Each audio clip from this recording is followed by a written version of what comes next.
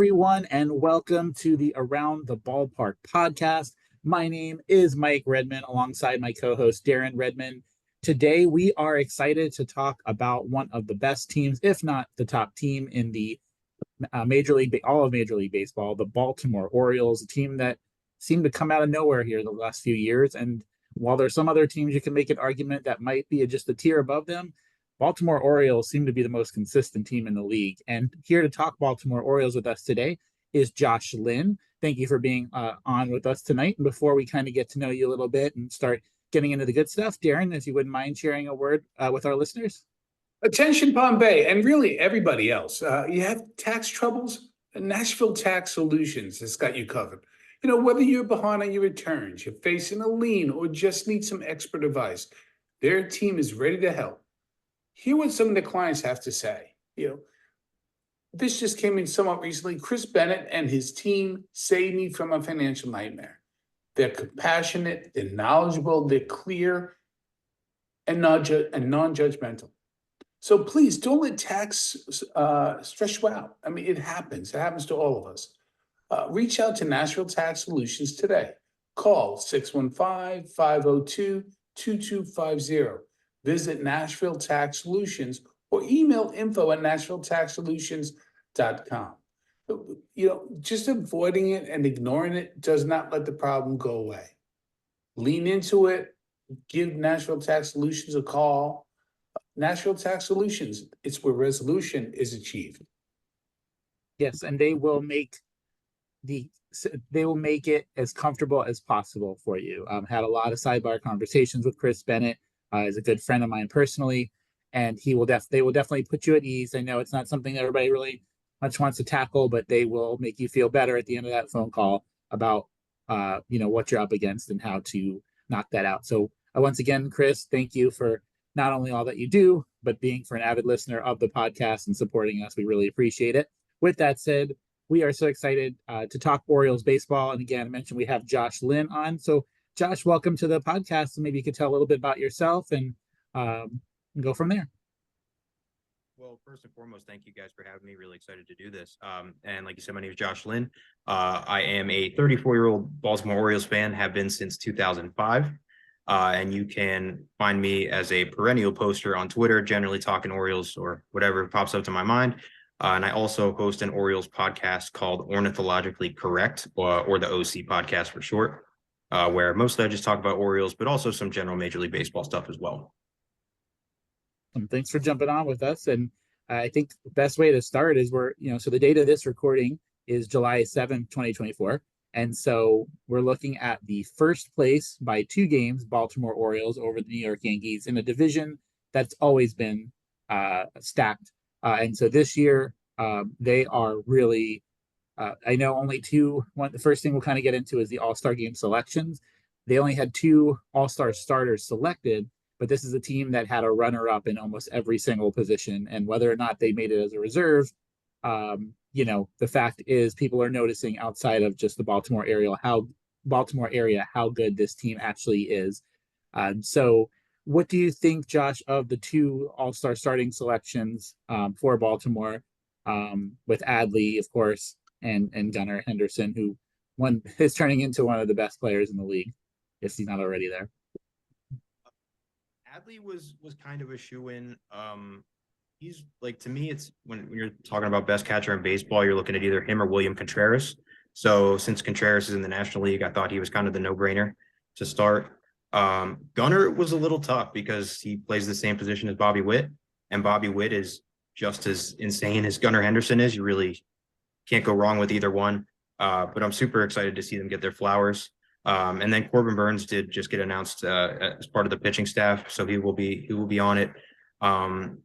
The 2, I guess, quote unquote snubs that came to my mind immediately were Jordan Westburg and, surprisingly enough, Craig Kimbrell. But I think, in the case of Westburg, I think he fell victim to the rule that every team has to have a representative, because Isak Paredes made it as a third baseman from Tampa as their lone representative. So I think that's kind of what it boiled down to. But and again, we don't even know, there could be injuries, could be alternates. So, but in terms of the 3 that are currently on the roster, absolute no-brainers. Yeah, and looking and Darren, love to get your thoughts. Looking at on paper, it's just as it is what it is. It's on paper, but looking at this American League All Star, you've got Adley Rutschman, Vladimir Guerrero Jr., Jose Altuve, Jose Ramirez, Gunnar Henderson, Aaron Judge, Juan Soto, Stephen Kwan, and Jordan Alvarez. It's gonna be tough to get through that lineup. What are your early thoughts on that? Any starting lineup busts there, where in terms of someone else should have got in there, or do you think that America and the world got it right? I got to tell you that I think they got it right. I mean, I think, Josh, no pun intended, you hit a home run. The reason, he was left off is every team must have a representative, which I think is a good rule, by the way. I mean, as an old time Met fan, every year was John Stearns at catcher, and probably a better catcher somewhere wasn't able to go because a Met had to go. You know, but I think it's going to be formidable, and I just don't think that the pitching in the National League will hold up. I mean, I could be wrong, but in terms of panache and power, in terms of star power, the American League right now dominates the National League. And it used to be the other way around, but right now the American League is just a better league. Yeah, really. So, and Josh, look, those that may not know of Gunnar Henderson, maybe you just don't get a chance to watch him as often as a avid Orioles fan as yourself. Typically, when you see somebody with 27 home runs this late into this, or technically this early into a season, but he's still got a 293 batting average, 14 stolen bases. That's incredible to be that high. Just what does he mean to this franchise? Like, I know there's so many other stars on this team, but is he the guy that can take them to the promised land later this season? He's on a Hall of Fame trajectory. Now I say trajectory because obviously there's a whole lot of career left to make that distinction, but like he's better than, like, the last time we had a player of this similar age and skill set come up was Manny Machado. And at this stage in their career, I think Gunner's better than what Manny was at that age. He is. I just, and like, if we're prioritizing who gets extended, I would put him above Adley. He, like you said, a complete hitter, hits for average, power, gets on base, steals bases. Also an incredible defensive shortstop, and which is surprising because he's a big dude. Like, he's not like swole, but he's like 6'3", 200. Like, he's a big dude. So for him to play shortstop as well as he does is really remarkable. But I got to cut you off there. Cal Ripken broke that mold, right? He was the first really big, athletic, strong shortstop. Before that, it was I hit 189 and bunt a lot, and I turn double play. Yeah. And the one now does Josh, I know, and we'll kind of move on to some other players, but one thing that does alarm me a little bit though, or does that concern you, is with Gunnar, is the 94 strikeouts. Is that something a cause of concern, or do you kind of take that with the other stats that he has? Because typically you see that many high strikeouts, you're seeing a 230, 220 batting average, but we're looking at almost 300. So is that much of a concern to you, or? No. Now, when he was in the minor leagues, he did have a bit of a strikeout problem, but in 2022, like, his plate discipline evolved and was kind of indicative of what he's become now. And he hits the ball so hard, and his bat to ball skills are so good, which I know sounds kind of counterintuitive given the strikeouts, but yeah, there's plenty of space for him to be productive, even with those strikeouts. And like his on base, I believe it's getting close to 390. I don't have it in front of me at this point, but it's in the 380 to 390 range. So I don't think it'll be an issue. Certainly during the prime of his career. I know sometimes guys with high strikeout numbers, it kind of accelerates their decline, but he's just so good. I'm not concerned about it. Yep. And so two other guys I just want to mention here too in that starting lineup, that Ryan Mountcastle and Anthony Santander just feel like staples. One thing I respect a lot about Baltimore is you look at that lineup, and pretty much 9 times out of 10, you're seeing the big guys in the lineup, regardless, left-handed matchup, right-handed matchup, doesn't matter. Those guys are in there. They're getting their swings in. Those two individuals. I mean, that's a very difficult lineup. Mostly 1 through 9, but 1 through 8 especially. But those two guys really, I think, Gunnar and Adley are as productive as they are with the stability of those two individuals in the lineup.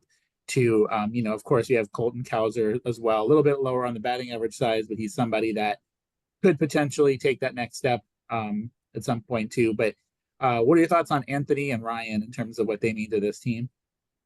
So starting with Santander, he is one of our OGs. Like he was a Rule 5 pick actually from the previous from the Dan Duquette front office. So he's been here throughout this entire thing, even the 47 win season. So to see him come out on the other end as part of the next winning Orioles team and as a productive member is really cool to see.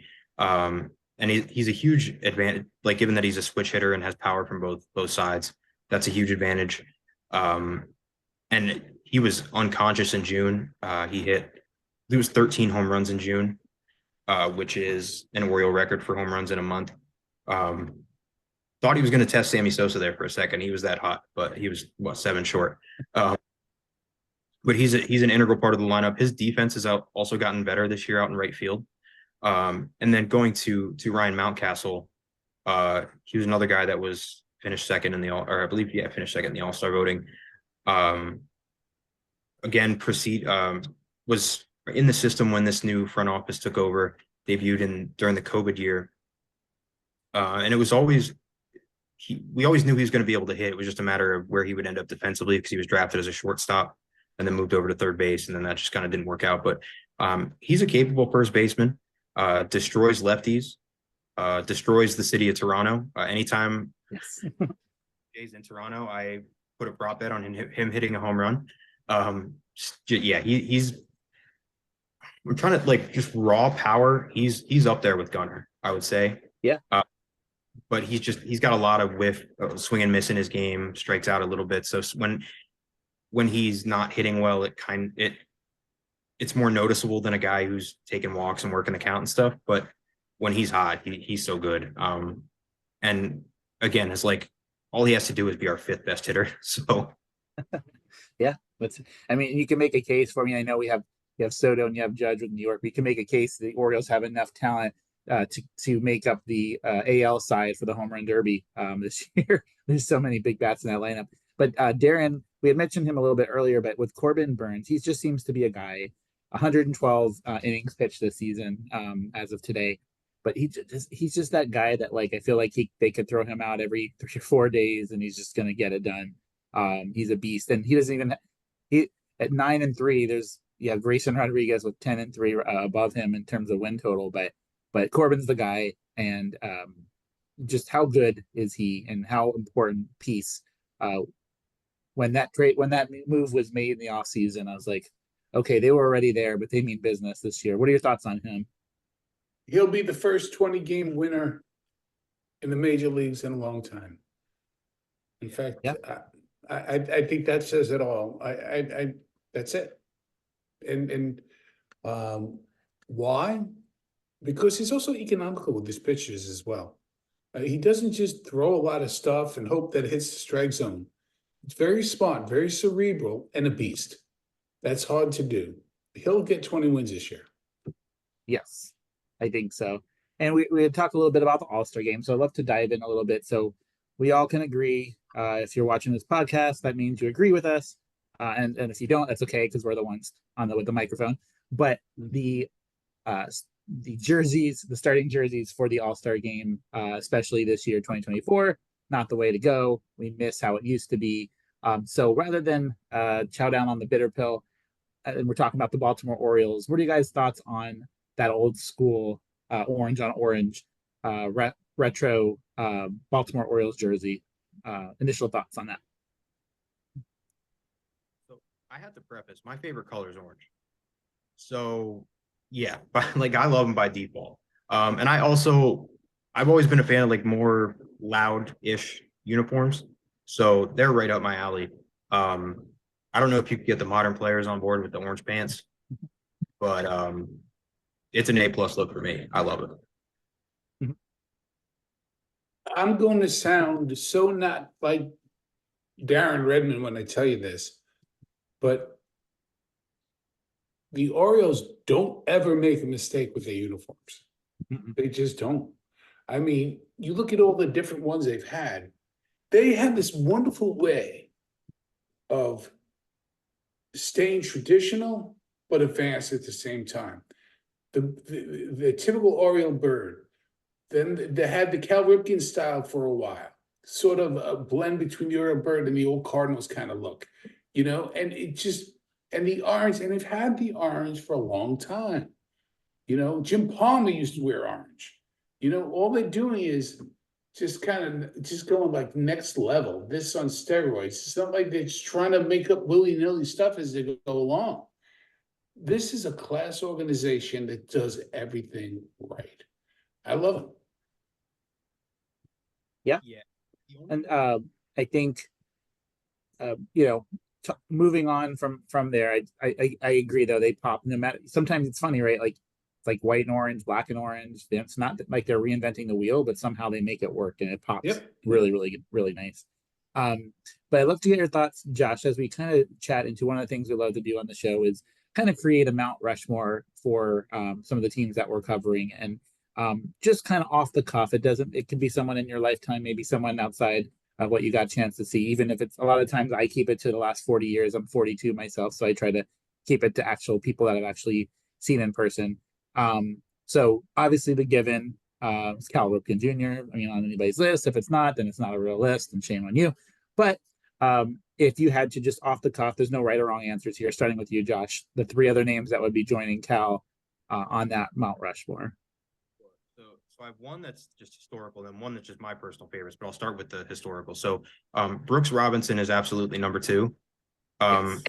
He was one of the most beloved athletes, regardless of sport, in the history of Baltimore. Hall of Fame player, one of the best third basemen of all time. Stayed in Baltimore. I believe he lived in the Baltimore area until the end of his life. You have countless stories about people in that area who have named their pets or children Brooks. He's absolutely number 2 to me. Jim Palmer would be 3rd, best pitcher we've ever had. Hall of Famer, obviously.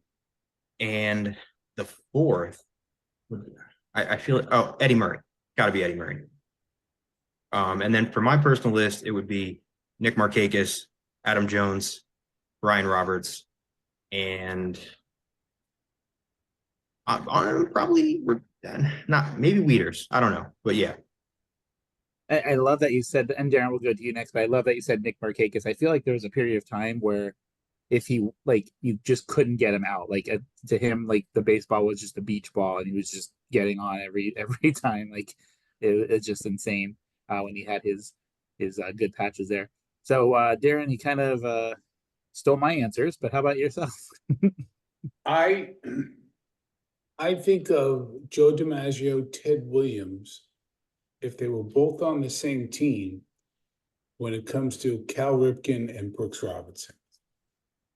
Cal Ripken has to be number 1 because he broke the record.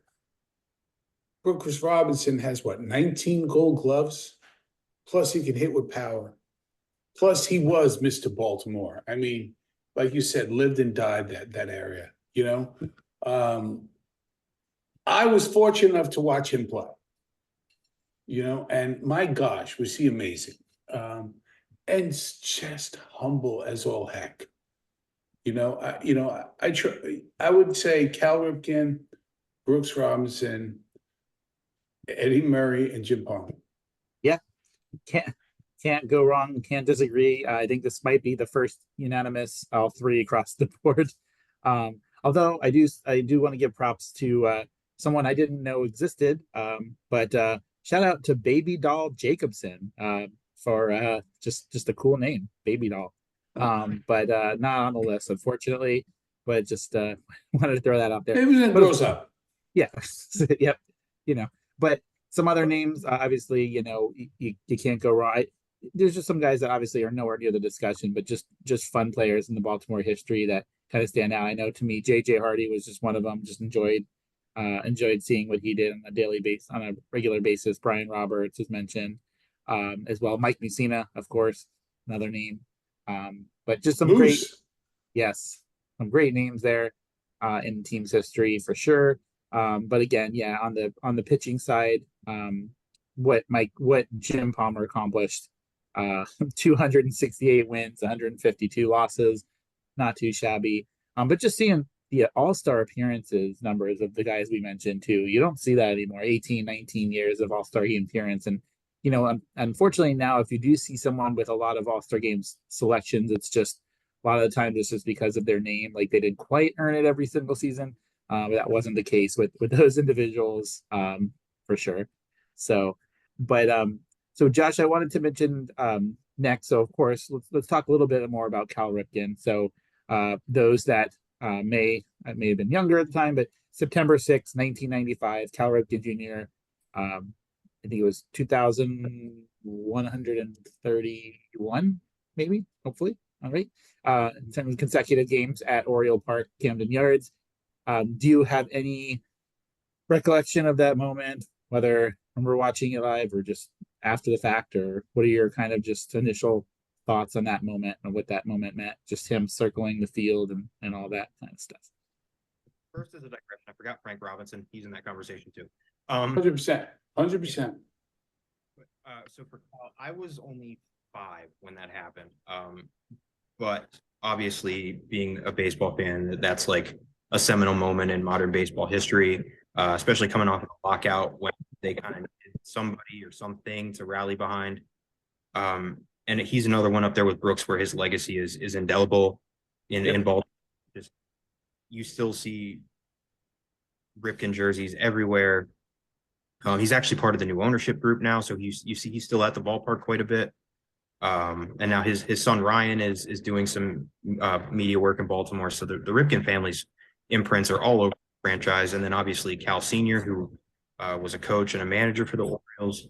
And it's like, if you would say Orioles to any like sports fan, Cal Ripken is probably the first or second name that would come up. So yeah, he is to us what, I'm trying to think of like what Ernie Banks is to the Cubs. 100%, Mr. Cub. Yep, But and what we don't mention is that unfortunately for Cal Ripken, he got outshined in baseball cards by his brother Billy Ripken. We all know that. Yep. We don't need to go into it, but it's the most unique card ever. Now, we've talked a lot about the good, but we've got it. We'd be remiss if we didn't talk a little bit about the bad, the worst of the worst in terms of Baltimore Orioles. So, oftentimes in life, we're like, oh, at least we weren't this, or it's not that bad. It could be worse. Well, White Sox fans, there is hope. I know 2024 has not been kind to you, White Sox fans, but back in April 29th of 1988, the Baltimore Orioles began the season with 21 consecutive losses. And then, if I'm not mistaken, I don't know the exact score, but I felt like I think they won like 8-0 or 9-0 when they finally got that win. I was very young at the time, but just kind of doing my research and whatnot. I mean, a start 0-21 to start a season, that has got to be just, and the attendance, I believe, was still like 40,000. If I'm not mistaken, their first win might have came at the White Sox Stadium, but still. The attendance was still there, just brutal. Your thoughts, you guys, starting with you, Darren, on sides, because myself and Darren were Mets fans, so we're used to kind of off again, on again streaks and stuff. But what would you do if you're the coach of the Baltimore Orioles? Go back in time now, 1988, you've lost 21 straight games. Can you still be positive of that moment, or are you kind of losing your mind at that point? Well, I think the dynamic has changed, right? I mean, you theoretically can lose 28 games in a row, put together a 10, 11 game win streak, and back into the wild card in today's baseball. Back then, you're done. So it's a whole different dynamic. Back then, what I'm saying to them is, Mike, Josh, you're playing for your job. I can get anybody here to lose 28 games in a row. Just you're playing for your job. Time for you to be selfish in a good way. Now it's a different conversation. Guys, 2 good weeks of baseball, we're back in this thing. Because you don't even have to win first place, second place. You just got to back in the playoffs. So I think it's a whole different dynamic. Yeah, especially with how many teams made the playoffs back then versus now, completely different dynamic. And it doesn't mean that the playoff system's watered down in any way. I think it's best. It is better for baseball. Now I would kind of stop at this point. I wouldn't be adding any more teams at this point. No play in games, for the love of God, never play in game. Unless it's a wild card game or a tiebreaker or something like that. I forget now, and Darren, maybe you could refresh my memory too. Like currently, the way it's set up because of the additional wild card teams, is it not correct now where there would not be any more if 2 teams are at the exact same position? It would go to some sort of tiebreaker without them actually getting to play a game. Correct? Yeah, there's there's just a whole bunch of different tiebreakers. Yeah. So, Josh, have you got an opportunity? And so, kind of shifting gears here as we kind of start wrapping things up and stuff. In terms of Camden Yards, have you got an opportunity to attend Camden Yards? And if so, for those that, such as myself, that have not yet got an opportunity to visit what I would feel a top 5 must-see stadium, what are your initial thoughts when you went for the first time? And then Darren, same question. So the first time is actually what turned me into an Orioles fan. It was 2004. They were playing the Devil Rays at the time. And it was Rodrigo Lopez against Mark Hendrickson, the giant lefty, former NBA player. And yeah, like the Orioles lost that game and they weren't very good that year, but yeah, just the ballpark completely won me over. I was also a big fan of Miguel Tejada at that point, and he was the Orioles' best player. So yeah, Camden Yards is fairly responsible for me being an Orioles fan.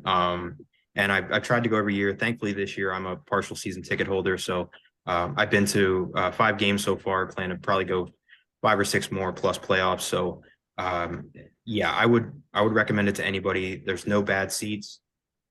There's generally really affordable seats. You can bring food and drink into the game if you don't for concessions. So yeah, definitely recommend it. And there's a lot of stuff to do in the Baltimore area, like Darren said earlier, the aquarium, and then if you go over to Fort McHenry or Fells Point, Federal Hills, so much stuff to do. And I know it's been a popular road game spot for Yankees and Red Sox fans for decades. So definitely recommend it if you're a visiting fan or just a baseball fan. Yeah, I would just very quickly. I reiterate everything that Josh said.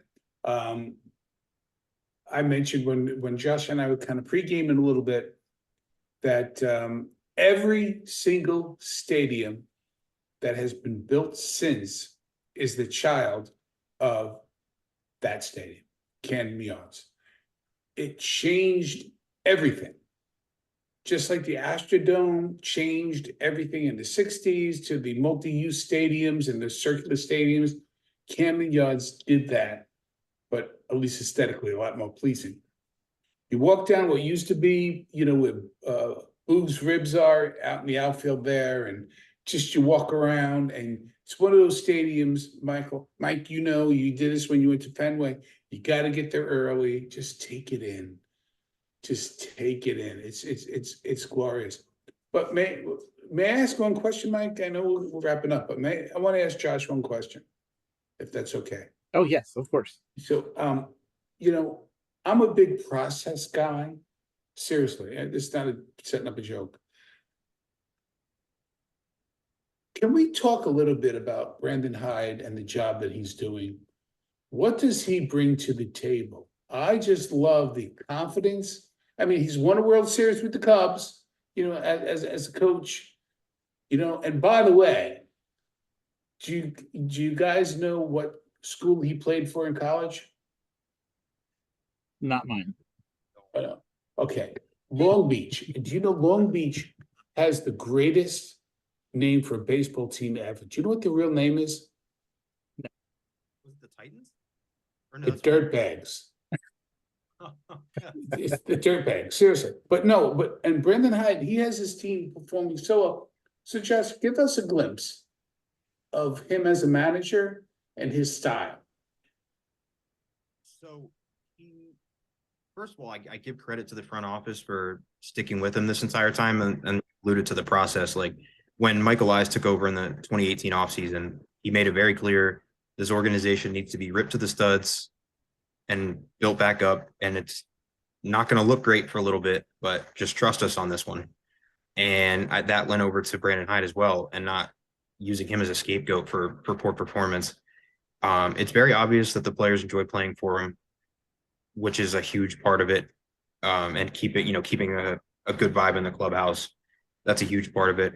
He's also in tune with the front office because they're obviously coming from Houston. They're having an analytical approach to things, and he's on board with that and kind of melds together that with the human side of baseball players.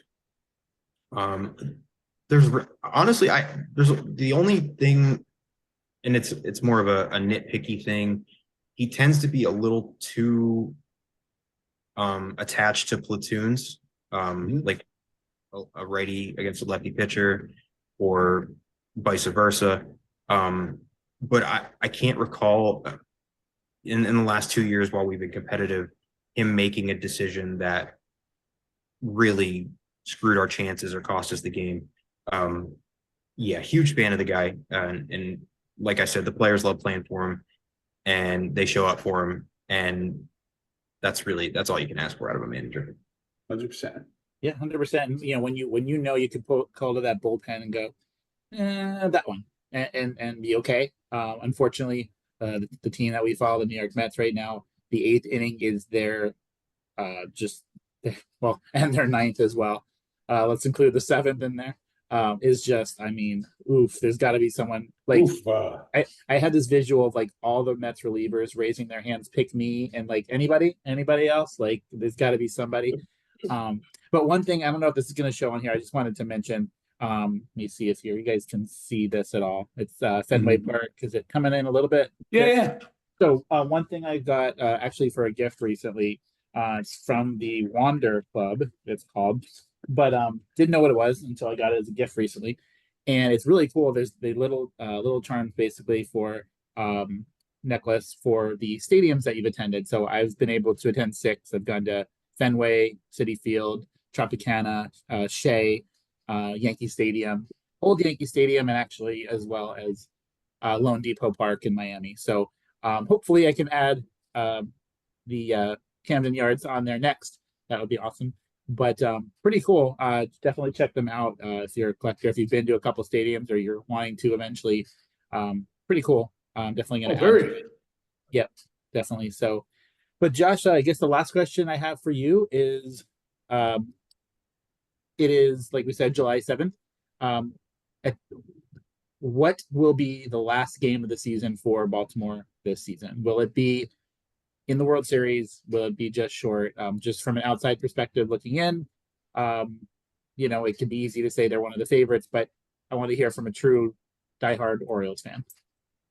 Weird, because I'm generally not superstitious, but it's like I don't want to jinx it.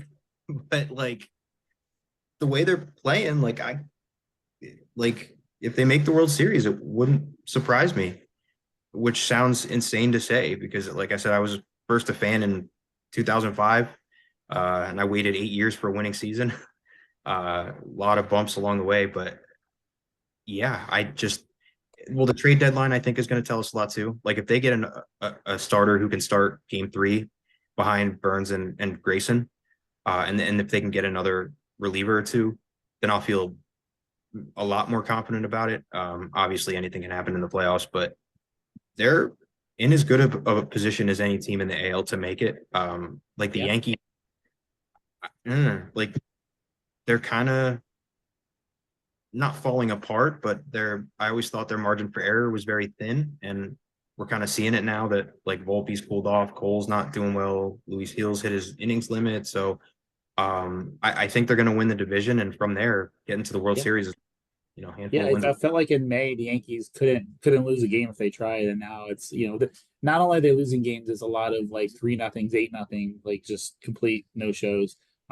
Judge always seems to have a big hit in those kind of games too. But Darren, same question, on that. How far are they going to go this year?